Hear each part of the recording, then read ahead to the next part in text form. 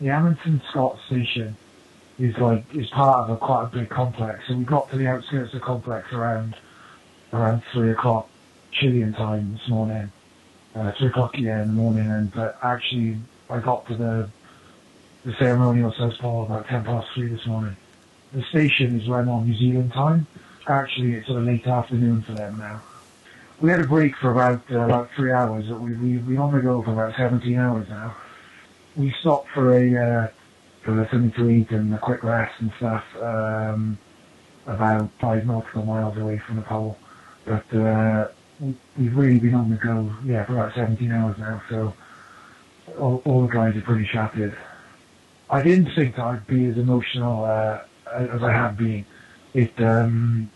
Yesterday, after skiing, seamlessly into nothingness and not really getting anywhere, or seeming like we're not getting anywhere for 6 days, and then to see the top of the antenna yesterday, that was just an awesome feeling, and all the guys were all really elated, and it was just it really was a pretty amazing feeling. Today's been a tough slog. Today's been a bit different. We've getting so close to the finish line, so to speak, and the station seemed as if it wasn't getting any closer for the last 4 hours. So today's been really tough. But to get here, it's pretty awesome. I mean, you can't help but be sort of sucked into the history and the mystique of the place, and think about all the pioneers and the people that have gone before us. It is a pretty amazing place.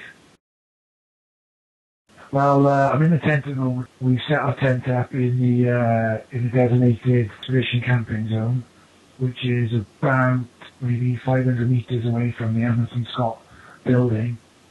Just in front of the building is the ceremonial pole, which is that sort of stalk with a mirrored ball on it, and the flags of the founding members of the Antarctic Treaty countries.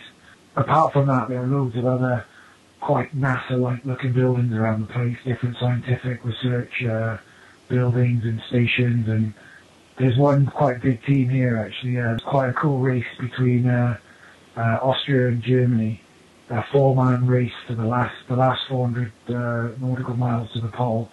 So there's quite a big crew of film crew here waiting to film them when they come in over the next couple of days.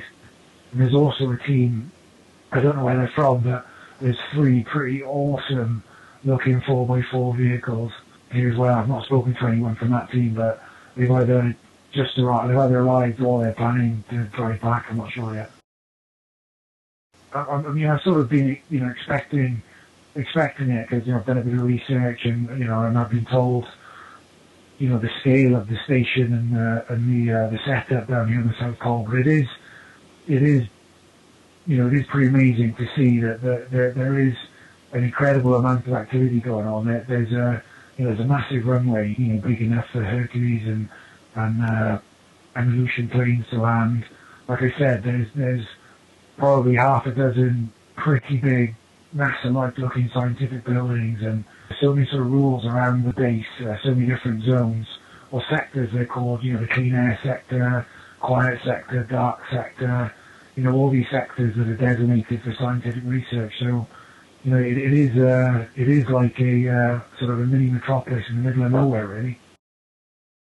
Today we had a real cold snap. Actually, we got up this morning and it seemed pretty moderate. I'd imagine it was around minus late teens, or minus 20 degrees. But just before we got to the pole station, we had a real cold snap, and I wouldn't be surprised if it dropped down sort of minus 30. We all had to put extra layers on, and the wind picked up, so maybe the wind chill factor might even be a little bit colder, I'm not sure. But that's one thing that over the last 6 days we've sort of got a little bit acclimatised to, actually, the cold. From the team, a couple of guys aren't feeling too great. Like I said, we've had a really tough day today. So when we got to the camp,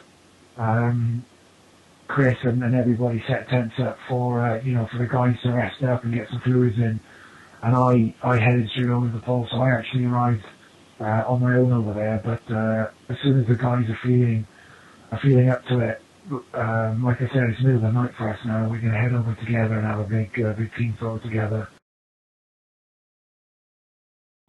I've tried really, not to think past, getting here really.